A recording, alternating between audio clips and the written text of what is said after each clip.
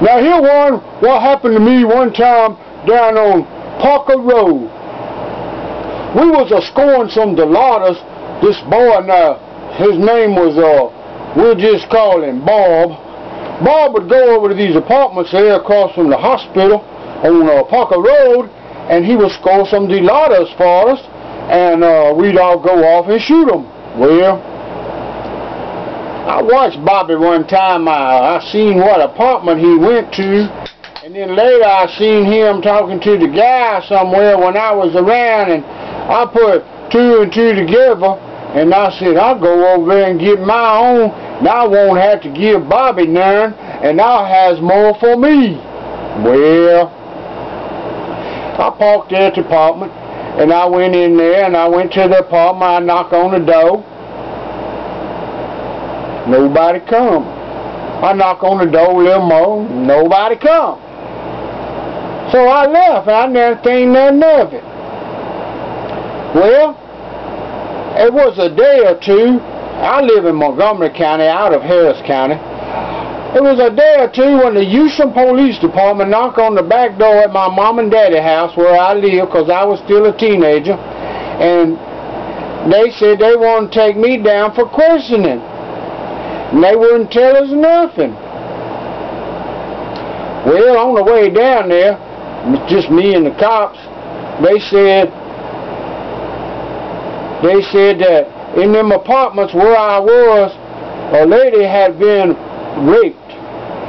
And they wanted to put me in a lineup because they knew I had been there, because the yard man saw me there and got my license number because he knew I didn't belong at the apartment. He wasn't just a yard man, he was a apartment maintenance man. I said, oh my God. Well, you know how the old alcoholic mind starts working. I said, what if the guy looked like me? What if he looked like me and the girl was all upset and everything? I said, that's him. Oh Lordy, I was in hot water now. Of course I was innocent, but you know, they say everybody in the penitentiary says they're innocent. But I was innocent. I ain't lying. I was innocent. So I went down there and they took pictures of my tattoos, and then they put me in a lineup, and at this time I'm thinking how easy it would be for an innocent man to be in penitentiary for something what he didn't done. Because here I was that far from, you know, all it would take is that girl saying, that's him. Well, thank God it wasn't me, because she didn't ransom, you know, didn't point me out, and that was over. And by the way, if you see the camera kind of wiggling, that's a train going by, and that's them vibrations I was talking about in one of my earlier shows. Now here's something else.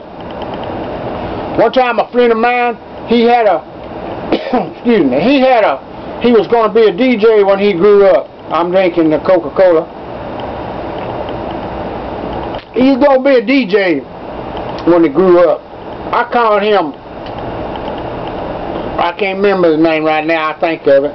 But anyway, he was down there at Beaumont with the road fork. There's a radio station. He down there playing music. Well, I went down there a few times and saw a few people and everything. And about this time, there was a little girl got murdered down there. A young girl, like little girl. I can't remember, 7, 12-year-old or something. Her name was Mary Stiles. Well, suddenly, the Baytown police called, and they want me to come in for something. They wouldn't tell me what. Well, I was all paranoid, and I knew I'd been in Beaumont. I says, I called some friends, and we talked on the phone, and I said, I hope this don't have nothing to do with that Mary Stiles case, you know. God, you know, here I was again, an innocent man, thinking, oh my God, what is this, you know? And so I go down there, and they put me in the room with the deputy, and the first thing the old deputy says is, what made you think this had anything to do with the Mary Stiles case? And I'm thinking, my God, I only said that to Eliseo Lopez and my other friend or two on the tele. I said, my God, my phone is tapped. And you know what? I had some I had some pounds of marijuana. I wasn't no big time dealer. A guy'd give them to me and I'd sell them and I'd make me a little off of it. But anyway, I'd been talking about that on the phone. I said, oh my God, maybe it's drugs. Well, what had happened, some guy had started calling the radio station and trying to get the receptionist lady that worked there, who I'd only seen once or twice, because I'd go down at night and, you know, the office part would be closed. But I had seen the lady, and he'd call up, and he was trying to get her to perform in some pornography, XXX movies. And when they record at a radio station, they record all their calls, and when they played these calls for the people at the radio station, my buddy and them said, that sounds like Travis. Well, while I'm at the Baytown police, they play that recording and say, we got you on tape, and we'll get a lithograph, and that's as good as fingerprints, the patterns of your voice, and you're going to be caught, so you might as well confess. You know, they started with that club like they started up in Huntsville, them cops. Might as well confess, we got you, we know you did it. Oh Lord, it about drive me crazy. Well, I heard the tape and I said, you know, that do sound like me, officer. But I have been recording my voice all my life. I said, now the recording sounds like me. However, it doesn't sound like me when I'm recorded. I can see how these guys have made a mistake and think that's me, but my voice doesn't record like it sounds right now, if you can understand that.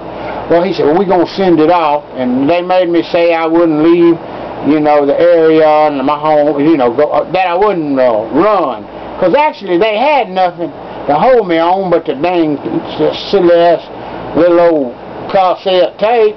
And so 2-3 weeks I'm worried, I'm pulling my hair out, I'm biting my fingernails, oh Lordy, I'm drinking a little extra heavy for my nerves. I don't ever hear nothing from them. Finally I call them up and I say, hey, this is Travis People. They go, who? I say, Travis People, then y'all had me down there, y'all was going to run a lithograph on my voice and see how I try to get them girls to perform in some pornographic movies. And they come back, they said, let us check. And they went through all this stuff and they come back and they said, it wasn't you. I said, I know it wasn't me. I knew that then. I said, y'all were supposed to call me and let me know something. You know, I've been worried about it. They said, it wasn't you. And they hung up. What a bunch of dang jerks. Non-professional, I reckon. More of them hillbilly police. I couldn't believe it. But I knew I was innocent anyway.